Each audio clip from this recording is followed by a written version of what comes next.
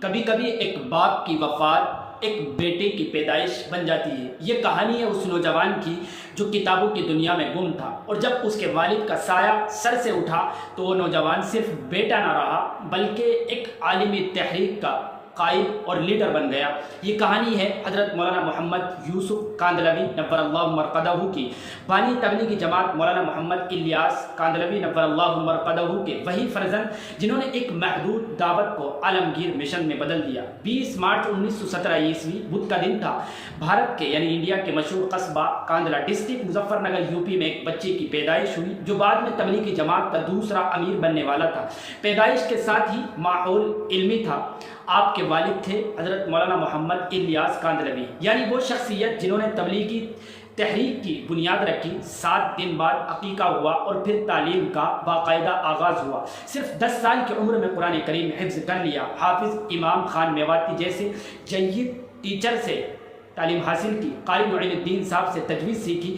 علم سے محبت ایسی کہ عام لڑکوں کی طرح کھیل کود میں آپ وقت کو برباد نہیں کرتے تھے۔ صرف 11 سال کی عمر میں والد محترم سے مدرسہ کاشف العلوم نظام الدین دہلی میں عربی کی تعلیم کی شروعات کی۔ کچھ عرصے بعد جب والد محترم حج پر روانہ ہوئے تو آپ کو ایڈمیشن ملا مدرسہ مظاہر العلوم سہارنپور میں، جہاں آپ نے مولانا محمد زکریا کاندھلوی نور اللہ مرقدہ، مولانا جمیل احمد تھانوی نور اللہ مرقدہ جیسے بڑے علماء کرام سے پڑھا۔ واپسی پر دوبارہ والد محترم کے پاس آ گئے اور جلالین مولانا احتشام الحسن صاحب سے پڑھی۔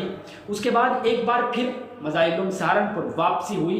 وہاں آپ نے صحاح اربع کی مشہور کتاب جیسے بخاری شریف حضرت مولانا عبداللطیف صاحب سے، مسلم شریف مولانا منظور احمد خان صاحب سے، اور ترمذی شریف مولانا عبد الرحمن کامل پوری سے، اور ابو داؤد شریف حضرت مولانا محمد زکریا کاندھلوی صاحب سے پڑھی۔ تعلیمی سال کمپلیٹ ہونے سے پہلے ہی بیماری کی وجہ سے واپس نظام الدین آنا پڑا۔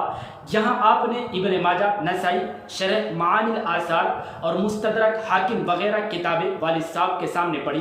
طالب علمی کے زمانے میں ہی آپ نے صحابہ تابعین کی روایات پر تحقیقی کام شروع کر دیا تھا۔ اس کے بعد آپ والد کے ساتھ حج پر گئے۔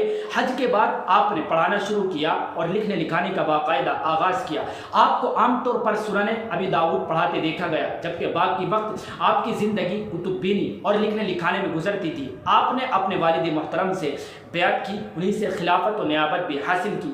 سادہ طبیعت، تقوی، دینداری اور علمی وقار آپ کو وراثت میں ملا تھا۔ 1944 عیسوی ایک تاریخی سال ہے۔ اسی سال حضرت مولانا الیاس کاندھلوی کا انتقال ہو گیا، اور پھر علماء اور مشائخ کے مشورے سے حضرت مولانا محمد یوسف کاندھلوی صاحب کو جماعت کا نیا امیر سلیکٹ کر دیا گیا۔ یہ وہ وقت تھا جب ایک خالص علمی شخصیت نے اپنے والد کی دعوتی مشن کو اپنی جان، اپنا وقت، اپنی نیند سب کچھ دے دیا تھا۔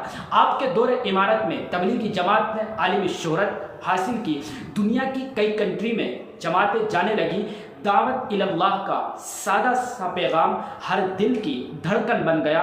آپ کے قلم سے نکلنے والی کئی بڑی کتابیں امت کی میراث بن چکی ہے، جیسے مشہور کتاب آپ کی حیات الصحابہ جس نے لاکھوں لوگوں کو دین کی حقیقت سے روشناس کرایا ہے۔ امانی الاحبار فی حل شرح معانی الاثار حدیث کی سمجھنے کی ایک مشہور کتاب ہے۔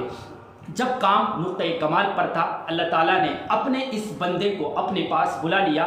2 اپریل 1965 عیسوی کو جمعے کا دن تھا۔ لاہور میں دوپہر کے 2:50 پر مولانا محمد یوسف کاندھلوی اس دنیا سے رخصت ہو گئے۔ جنازہ دہلی لایا گیا اور نظام الدین میں دفن کیا گیا۔ دنیا کا ہر نظام بدل سکتا ہے، لیکن دعوت اللہ کا پیغام زندہ رہتا ہے، اور مولانا محمد یوسف کاندھلوی صاحب نے یہ پیغام صرف کتابوں میں نہیں، دلوں میں لکھا ہے۔